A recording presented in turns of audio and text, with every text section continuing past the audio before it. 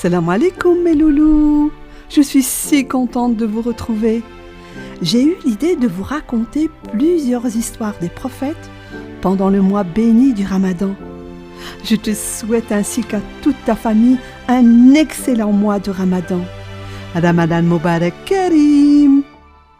Quelques-uns d'entre vous les ont déjà entendus, d'autres pas encore, et certains les redemandent. Alors voilà, nous allons commencer par l'histoire du prophète Ibrahim alayhi salam. Tu es prêt?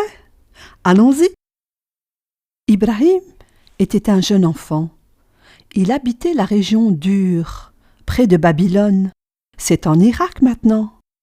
Demande à papa ou bien à maman de te montrer sur une carte. Son père s'appelait Hazar. Il était marchand d'idoles, comme un marchand de fruits et légumes ou de poterie.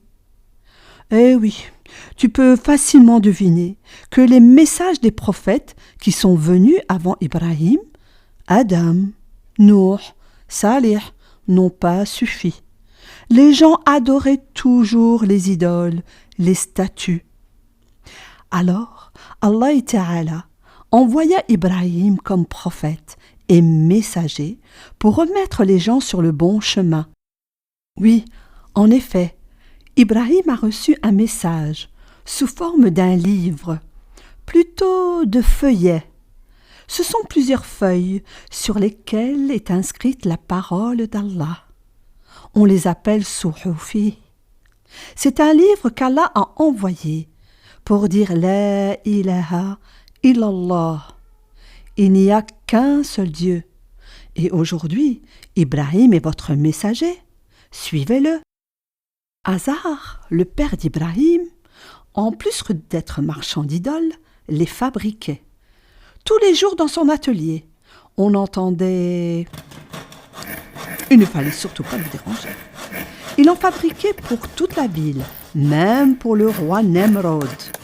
Elles étaient grandes, moyennes, petites, en bois, en pierre, en terre, parfois même en or et en argent. Tout le monde en avait une, deux, trois dans la maison. Ibrahim alayhi salam ne comprenait pas qu'on puisse adorer de la pierre. Ça ne voulait pas entrer dans sa petite tête. Il posait plein de questions à son papa. « Ya abati, oh papa, pourquoi adores-tu ces idoles? Pourquoi donnes-tu de l'importance à des choses inanimées? Elles ne se déplacent pas, elles ne bougent pas, elles ne parlent pas. Hé, papa, pourquoi les gens leur ramènent de la nourriture à boire? Elles ne mangent ni ne boivent. Les rats viennent manger ces nourritures qui pourrissent. Papa, réponds-moi, pourquoi fabrique-t-on ces choses qui ne font ni bien ni du mal? Ce sont de simples objets. Hazar était en colère. Il en avait assez de ces questions. Tais-toi, Ibrahim, ce sont nos dieux, nos divinités. Nous devons les adorer. Nos pères, nos grands-pères les adoraient, les vénéraient. Eh bien, nous aussi, nous faisons de même. Mais, tente de dire Ibrahim, veux-tu te taire? Il n'y a pas de mais. Quand nous les prions, elles nous donnent de la nourriture, de bonnes récoltes, de l'argent, de la pluie, des enfants.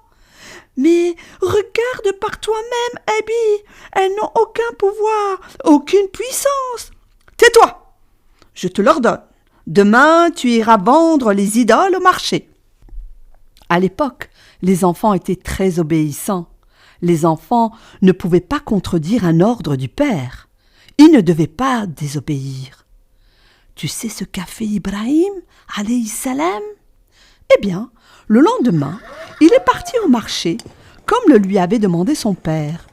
Mais il a attaché les statues qu'il devait vendre à la charrette et les a traînées dans la poussière.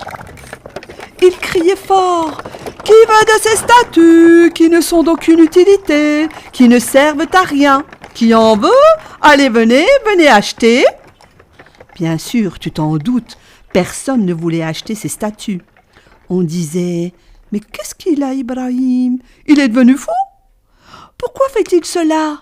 Pourquoi dit-il ces paroles si bizarres ?» Les gens sont venus chez Hazar, son père, pour se plaindre du comportement d'Ibrahim. Hazar se fâcha très fort. sur son fils et le punit. Malgré les efforts d'Azar pour que son fils adore les idoles, comme lui, Ibrahim resta attaché au La ilaha illallah. Il n'y a de Dieu qu'Allah. Eh bien, je te retrouve pour un deuxième épisode, Inch'Allah. Salam alaikum les loulous.